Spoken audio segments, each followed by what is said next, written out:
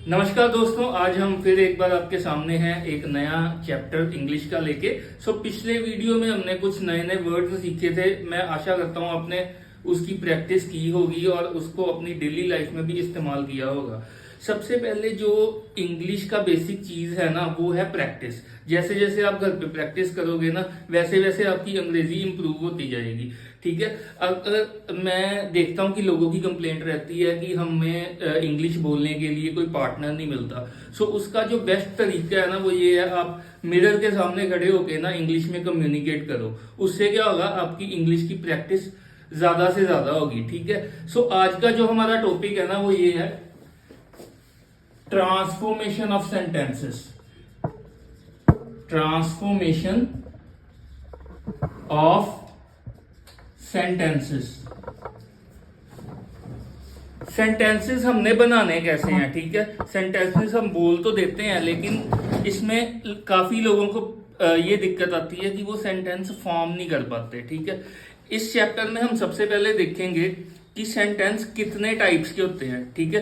There are 3 kind of sentences. First कौन से हैं? Simple sentence. Simple sentences.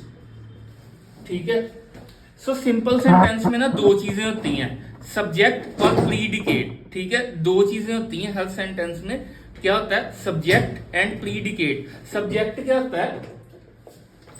Subject वो चीज होती है जिसके बारे में बात की गई हो।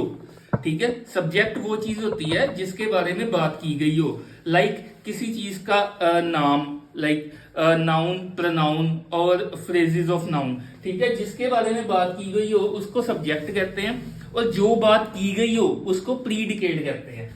ठीक है, एक साइड मैंने सब्जेक्ट लिख दिया, एक साइड मैंने लिख दिया प्रीडिकेट। ठीक है। सब्जेक्ट क्या होता है? किसी चीज का नाम, लाइक नाउन, प्रोनाउन। ठीक है, या 2 नाम।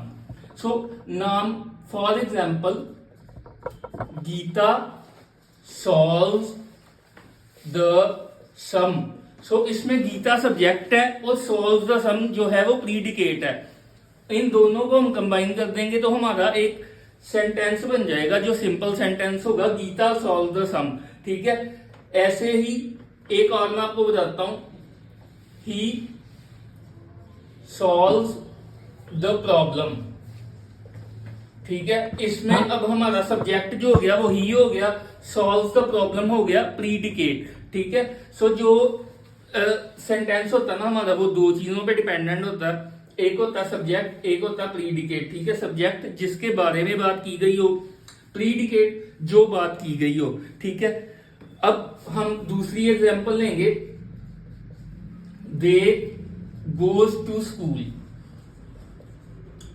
अब इसमें जो दे है वो सब्जेक्ट है, गोज टू स्कूल है प्रीडिकेट। ठीक है, ये हो गया हमारा सिंपल सेंटेंस। इसको यूज करके ऐसे ही आपने अलग अलग सिंपल सेंटेंसेस बनाने हैं जिसमें 2 चीजें होंगी, एक होगा सब्जेक्ट और एक होगा प्रीडिकेट। ठीक है। नेक्स्ट जो हमारे सेंटेंसेस आते हैं ना, वो आते हैं कंपाउंड सेंटेंसेस। इनमें हम ना अलग अलग टाइप के जो है वो वर्ड्स यूज करते हैं। ठीक है, कैसे कैसे वर्ड्स यूज करते हैं?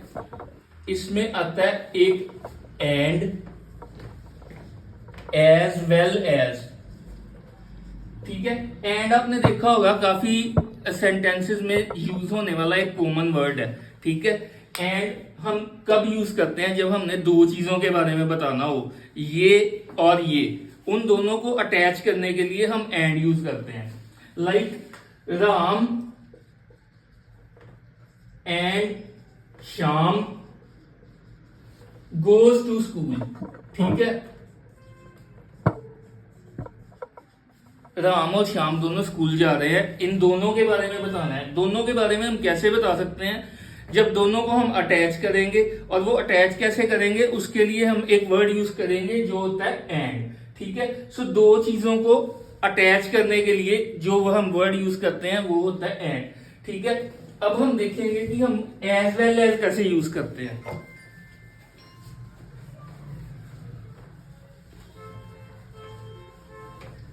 एज वेल एज का मीनिंग होता है ये भी और ये भी। जब हमने दो चीजों के बारे में बताना हो तब हम यूज करते हैं एज वेल एज। लाइक हमने ये बताना है कि I want to drink tea as well as coffee. Like मैं चाय भी पीना चाहता हूं और कॉफी भी पीना चाहता हूं। जब मैंने दो चीजों के बारे में बात करनी है ना, तो मैं उसमें एज वेल एज यूज करूंगा। ठीक है, फॉर एग्जाम्पल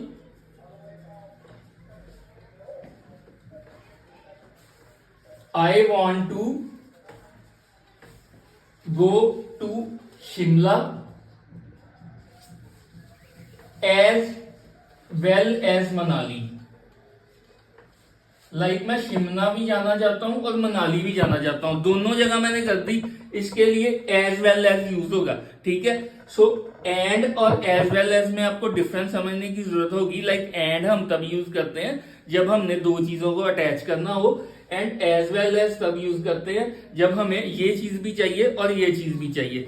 ठीक है, सो आपने इन दोनों फॉर्म्स ऑफ सेंटेंसेस की प्रैक्टिस करनी है, सिंपल सेंटेंसेस की भी और कंपाउंड सेंटेंसेस की भी। ठीक है, और आपने एंड एज वेल एज और जो मैंने आपको प्रीवियसली वर्ड्स बताए हैं उनको यूज करके कुछ नए सेंटेंसेस बनाने हैं। ठीक है, और मैं अपनी नेक्स्ट वीडियो में आपके साथ 10 अट्रैक्टिव वोकैबुलरी वर्ड्स भी डिस्कस करूंगा। सो मेरे चैनल पे बने रहिए आपकी नई नई वीडियोस और नई नई इंग्लिश सीखने के लिए।